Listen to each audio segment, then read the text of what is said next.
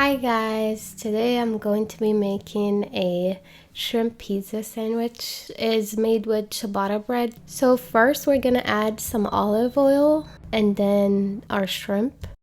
Next we add half teaspoon of red chili powder, half teaspoon of black pepper, half teaspoon of garlic powder, half teaspoon of Italian seasoning, half teaspoon of Creole. Add a pinch of paprika, and this is totally optional. Once we add the seasonings, we're gonna mix everything together and then we're gonna fry the shrimp until the water evaporates. Here we go, our shrimp is ready. Now we're gonna move on to assembling our sandwich.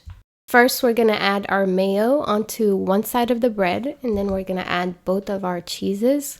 I use cheddar and mozzarella, but you can use whatever cheese you like. The cheddar cheese gives it a distinct flavor, so I would recommend adding cheddar. Now we're gonna toast it in the oven so our cheese melts nicely. Then I added Italian seasoning, and that's optional. And then I added my pesto sauce on the other side.